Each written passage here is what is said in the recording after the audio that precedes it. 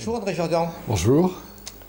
Tu participes aux Journées internationales sur la communication, l'éducation et la culture scientifique, technique et industrielle, les JES, à l'École supérieure de chimie et de physique de Paris.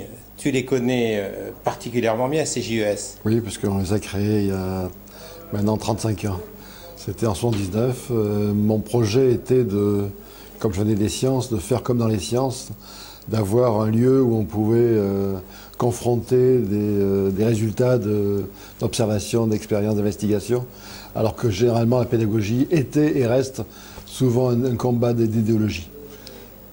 Les disciplines se rencontrent, certes il y avait les sciences, mais toutes les disciplines se rencontrent. Alors, on est dans la transdisciplinarité totale. Tout à fait, progressivement, au début avec des enseignants de sciences, et puis progressivement on introduit les psychologues, les anthropologues, les philosophes, et puis des gens maintenant qui font autre chose, c'est-à-dire qui font du journalisme, qui font de l'animation scientifique, qui fabriquent des musées, etc. Tu vois, donc c'est un lieu de rencontre, de confrontation et surtout de convivialité. Ce qui est important, moi c'est la deuxième fois que je viens au JES, on rencontre des chercheurs, de très nombreux chercheurs, pas que des chercheurs, mais qui partagent. Oui, c'est le but des JES, c'est de pouvoir partager. C'est de faire des recherches, bien sûr, mais pas pour qu'elles restent dans les tiroirs, pour essayer de descendre à la pratique. On ouvre les portes. Absolument. Soit pour l'éducation d'une part, soit pour la médiation, les médiations d'autre part. Alors, il y a 2 ans, le thème c'était le jeu. On ne va pas y revenir, même si effectivement ça a beaucoup buzzé, et pas uniquement au JES. Cette année, j'ai eu une petite surprise, vous avez choisi les données. Oui, les données, c'est un vrai enjeu de société. Parce qu'on est envahi par des données, dans un flot de données.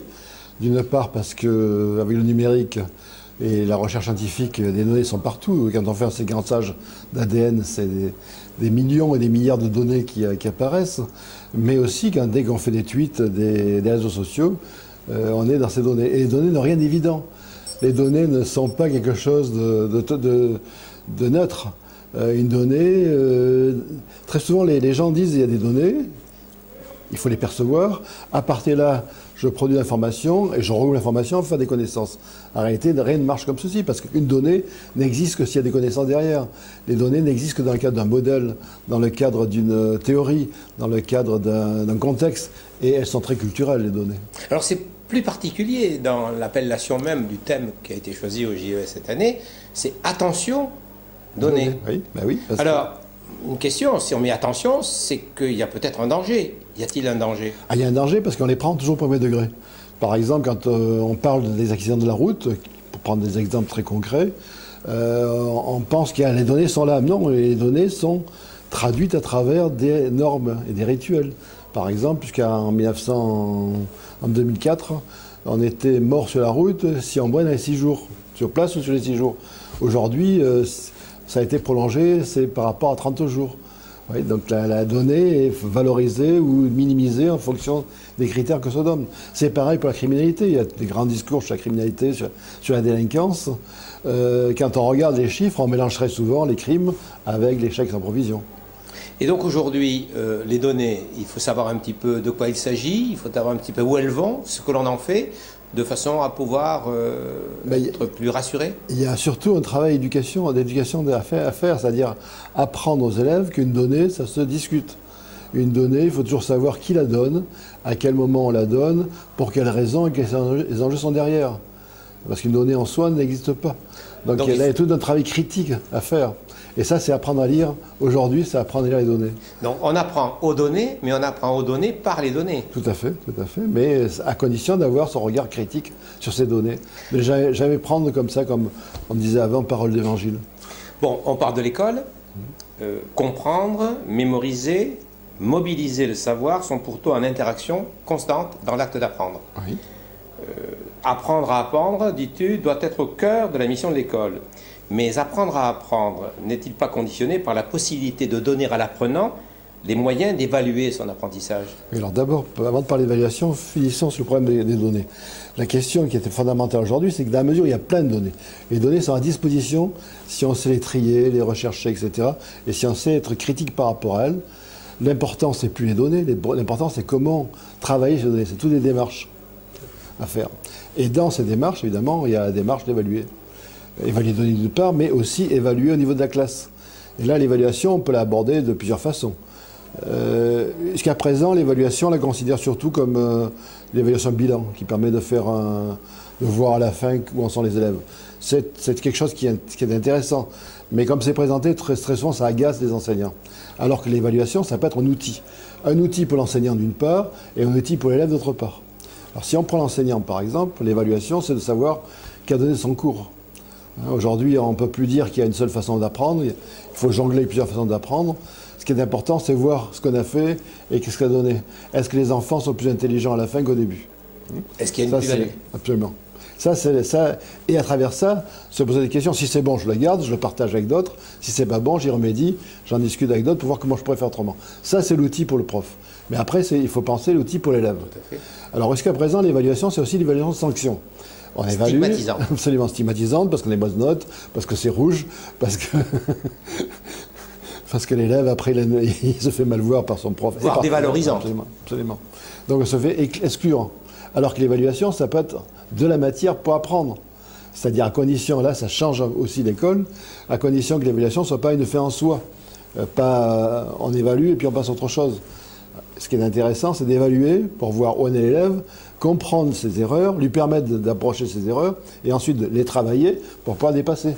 Et ça implique de penser l'évaluation autrement, c'est-à-dire ça implique que l'enseignant propose l'évaluation non plus comme une sanction, mais comme une matière pour apprendre. Donc éventuellement, avoir le temps après de retravailler et éventuellement permettre aux élèves de repasser l'évaluation. Alors pour la première fois dans la circulaire de rentrée, à bien lire, je pense que c'est vraiment la première fois, il y a une annexe, cette circulaire de rentrée qui a été publiée récemment par le ministère de l'Éducation nationale. Il y a une annexe 3 qui qui concerne l'évaluation des élèves et qui propose que l'évaluation devienne plus systématiquement positive et bienveillante plutôt que d'être stigmatisante et dévalorisante. T'en penses quoi? Si on peut positiver, c'est très bien. C'est-à-dire mettre en avant non pas les difficultés. Les difficultés, on va les travailler. L'erreur n'est plus une faute, c'est de la matière pour apprendre, comme je le disais. Mais surtout, ce qui est intéressant, c'est positiver, c'est-à-dire apprendre à l'élève à voir ses progrès. Mais là, derrière, il y a évidemment avoir des outils pour.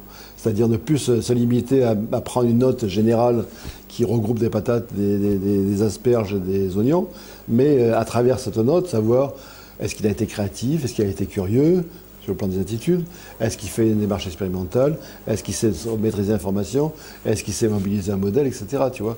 Donc, essayer de faire comprendre à l'élève à travers l'évaluation qu'est-ce qu'il sait faire et qu'est-ce qu'il ne sait pas faire.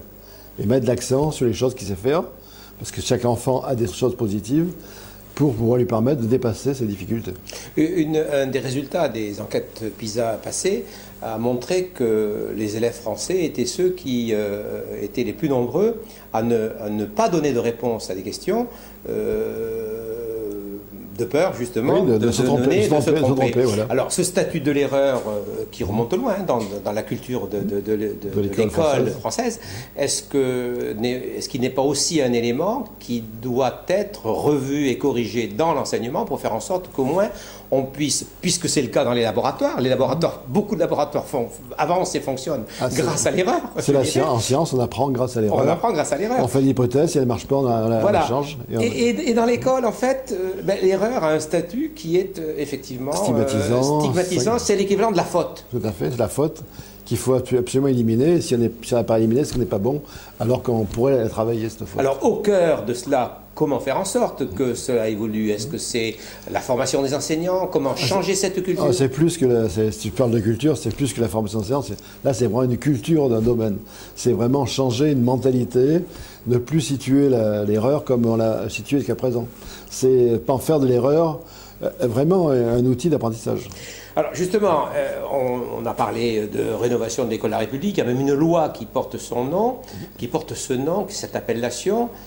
Une des questions qu'on pourrait se poser, quelle est l'urgence aujourd'hui? C'est changer l'institution, revoir cette institution, ou réfléchir et agir véritablement sur le cœur de la classe, sur la réaction chimique qui se produit dans la classe, c'est-à-dire en fait la relation directe apprenant-enseignant? Alors là aussi, l'école devrait apprendre ses propres erreurs. Il y a aujourd'hui ce qu'on appelle les entreprises apprenantes qui apprennent leurs erreurs et leurs réussites. Or, on s'aperçoit que depuis 30 ans, chaque fois qu'on fait une réforme et qui vient du haut, le système se bloque. Alors là, c'est un problème aussi qui n'est pas au programme des écoles et pas au programme des ministres, c'est-à-dire l'idée de démarche systémique. Dans tout système, quelque chose qui vient d'en haut voit s'opposer des forces qui viennent d'en bas. Donc ça, il faut penser les choses autrement. Et une piste, c'est vraiment travailler la pratique, c'est-à-dire travailler à la base. C'est-à-dire prendre ce qui se fait de mieux à la base, les bonnes pratiques, pour les diffuser, pour les partager. Le rôle du ministre à ce moment-là, c'est plus un rôle de dictateur, de dictat du moins dictateur, mais c'est un rôle de valorisation, de reconnaissance de ce qui se fait de bien. En d'autres termes, un équilibre entre l'horizontalité et la verticalité, revoir un système pyramidal de telle sorte que l'on puisse faire interagir la base avec l'ensemble de tout le système. Tout à fait. Et le ministre à ce moment-là vient en soutien et non plus en chapeau. Merci beaucoup André. Merci à toi.